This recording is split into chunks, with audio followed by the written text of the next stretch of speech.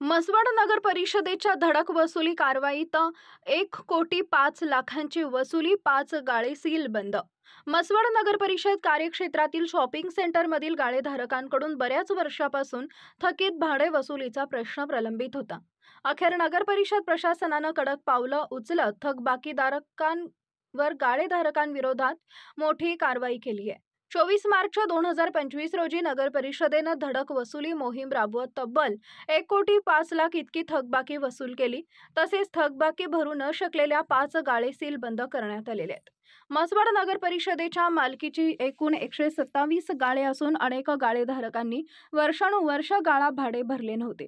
प्रशासनानं वारंवार नोटिसा बजावूनही गाळेधारकांकडून अपेक्षित प्रतिसाद मिळत नव्हता. त्यामुळे मुख्याधिकारी डॉक्टर सचिन माने यांच्या मार्गदर्शनाखाली थकबाकीदारांवर कठोर कारवाई करण्याचा निर्णय घेण्यात आला. या कारवाईत कार्यालय अधीक्षक अविराज पाटील आणि स्वच्छता निरीक्षक सागर सरतापे यांनी पथक प्रमुख म्हणून महत्त्वाची भूमिका बजावली.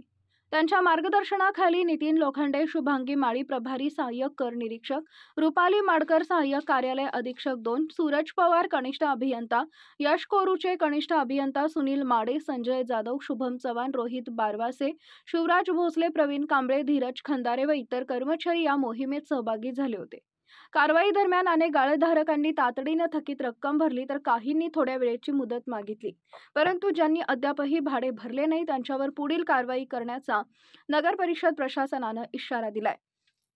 थकबाकीदारांवर अजून कठोर कारवाई होणार. मुख्याधिकारी डॉक्टर सचिन माने यांनी स्पष्ट केलंय की नगर परिषदेच्या उत्पन्नाचा मुख्य स्रोत हा गाळे भाडे असून त्यावर नगर परिषदेच्या विविध विकास कामांचा खर्च अवलंबून आहे. थकबाकीदार गाळेधारकांनी वेळेत भाडे भरलं नाही तर त्यांच्यावर अजून कठोर पावलं उचलण्यात येईल. पुढील टप्प्यात आणखी गाळे सील करण्याची तयारी आहे. या धडक कारवाईनंतर गाळेधारकांमध्ये संमिश्र भावना दिसून आल्या. काहींनी प्रशासनाच्या निर्णयाचं समर्थन करत भविष्यात वेळेत भाडे भरण्याचं आश्वासन दिलं तर काहींनी अचानक कारवाईमुळे नाराजी व्यक्त केली.